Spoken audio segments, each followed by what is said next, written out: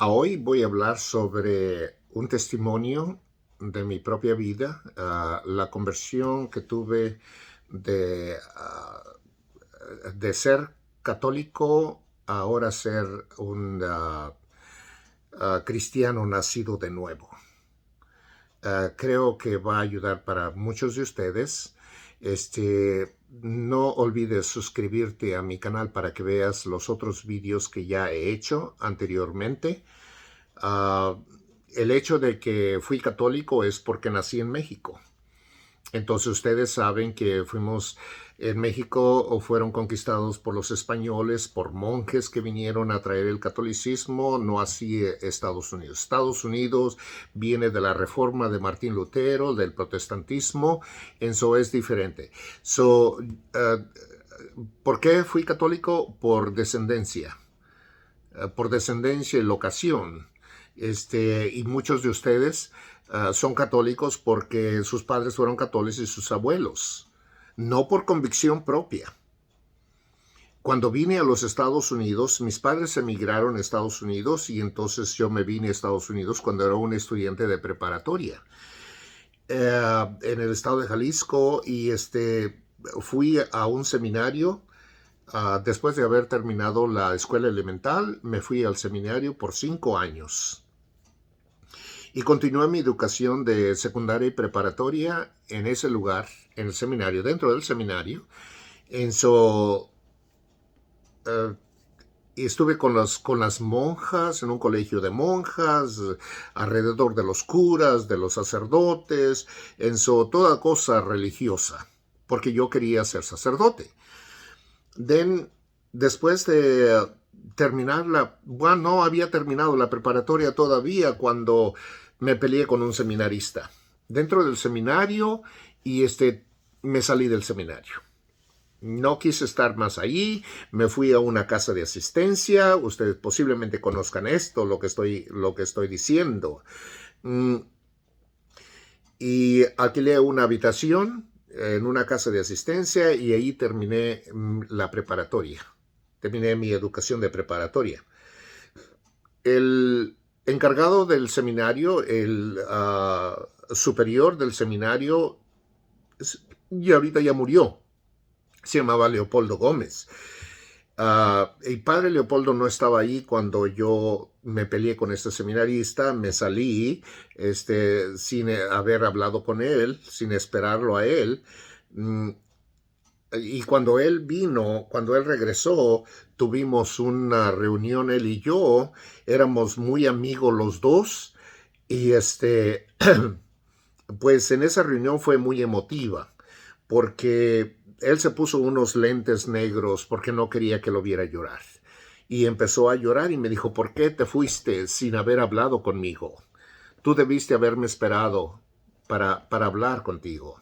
No debías haberte salido del seminario. Le dije, padre, yo no podía estar después del pleito que yo tuve con este seminarista, no podía estar en el seminario y por eso me fui.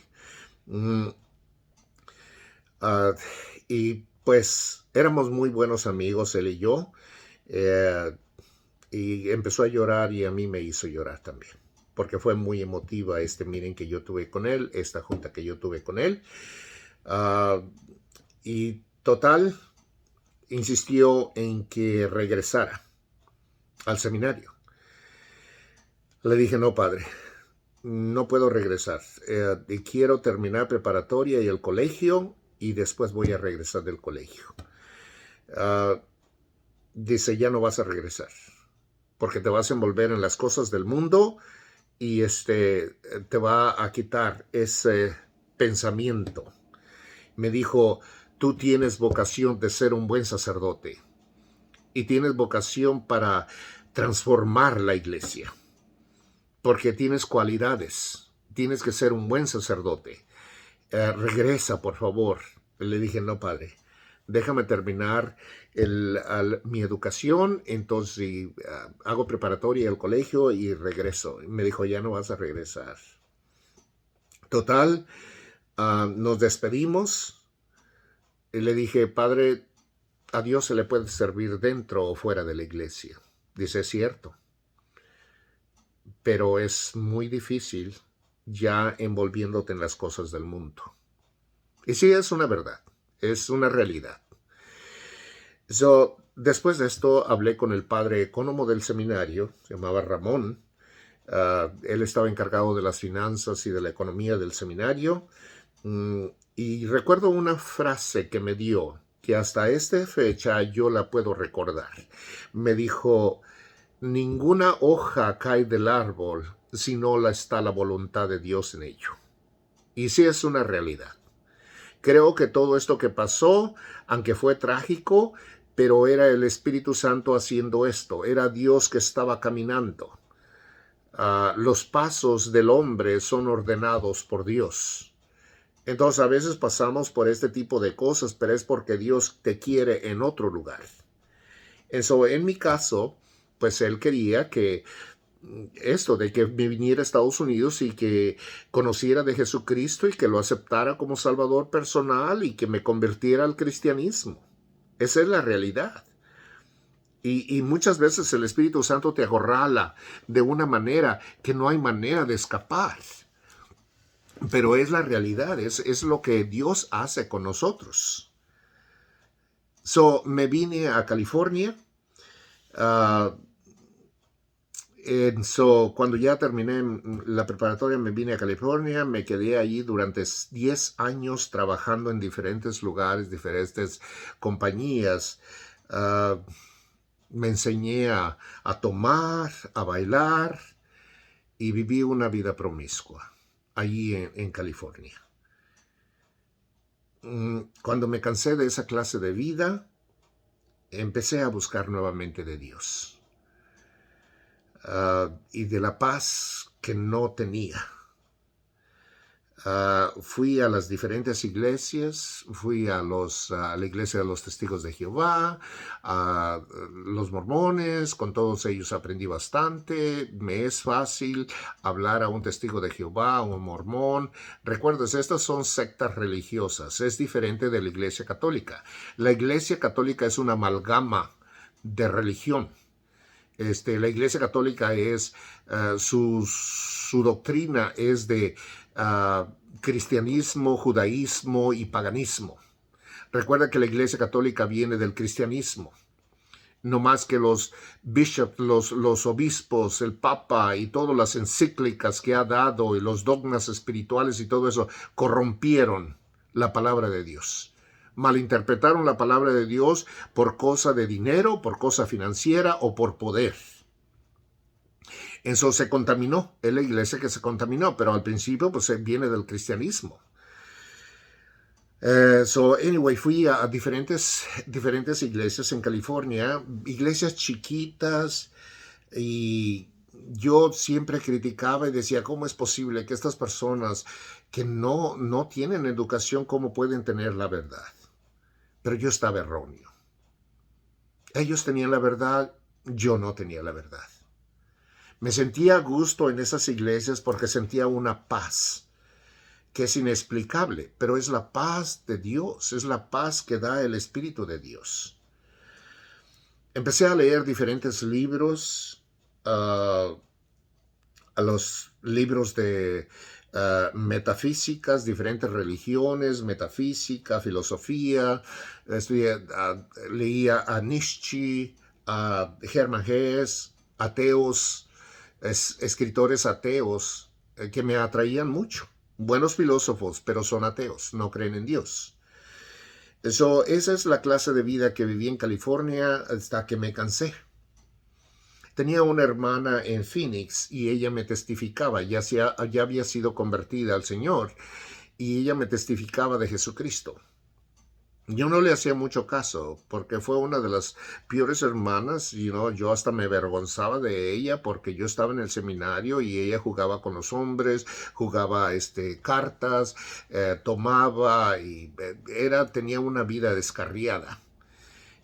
Pero de una vez vine a Phoenix y la vi completamente diferente. Y eso, me fui para California de regreso y no se me quitaba de la mente ¿qué es lo que la hizo cambiar? Realmente era Dios la que la hizo cambiar. Eso me siguió testificando, pero yo no hacía mucho caso. Pero una vez vino un ex sacerdote, Alberto Rivera, y posiblemente algunos de ustedes ya conocen de quién estoy hablando. Ex sacerdote jesuita, español. Y cuando yo estaba en el seminario, recuerda que los jesuitas el fundador fue Ignacio de Loyola. Los jesuitas son los intelectuales del catolicismo. Ellos son los que hacen toda la literatura del catolicismo, los libros y todos los misales y todo eso que se usa en el catolicismo, en misas. Generalmente tienen títulos de ingenieros, licenciados, doctores, etc. Y yo cuando estaba en el seminario tenía muchos deseos de irme a la orden jesuita. Los admiraba demasiado, pero también son terribles. Fueron los que destruían iglesias y posiblemente todavía las destruyen, las iglesias cristianas. Protegen demasiado a la iglesia católica. No puedo decir que son los intelectuales de la iglesia católica, son muy inteligentes, pero también son muy terribles. Cuando mi hermano me compró 5 tapes, y esa vez yo estaba en California y estaba pintando un cuarto donde me iba a ir a vivir, me iba a cambiar, puse el primer tape de Alberto Rivera, de este ex sacerdote, y habla demasiado fuerte de la iglesia católica. Dice, es la prostituta del capítulo 17 de Apocalipsis y todo ese tipo de cosas, la iglesia misma. Es la ramera, dice. Hablaba demasiado fuerte, pero una de las cosas que yo veía, que hablaba de los dogmas espirituales, de los sacramentos, de la doctrina del catolicismo, del purgatorio, de todo eso, que no tiene bases en la palabra de Dios, ni los sacramentos, ni nada de eso. Son puras doctrinas erróneas que tiene la Iglesia Católica, que mal interpretado la palabra de Dios o lo han inventado los papas en las encíclicas, en los dogmas espirituales.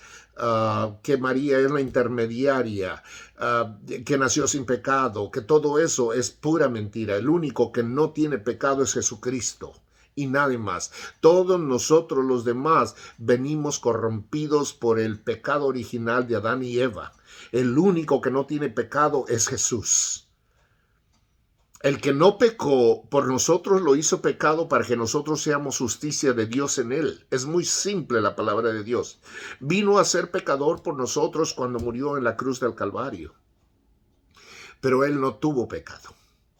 Él no nació del pecado original, no estaba contaminado. Este ex sacerdote empezó a hablar de eso, puse el primer té, puse el segundo té y empecé a llorar. No entendía por qué estaba llorando, porque decía, si solamente son tapes, solamente son cassettes, solo está hablando, ¿por qué yo estoy llorando? Pero era el Espíritu Santo que me estaba convenciendo de pecado. La convicción del Espíritu Santo entró en mí y por eso estaba llorando, porque la realidad es que estaba diciendo la verdad, estaba hablando la palabra de Dios, y ustedes saben que la palabra de Dios tiene mucha fuerza cuando la mencionas. No lo podía entender a ese tiempo, ahora ya lo entiendo. Entonces empecé a asistir a diferentes iglesitas cristianas. Siempre me sentaba en la parte de atrás y analizaba a la iglesia, a las personas y la predicación en crítica.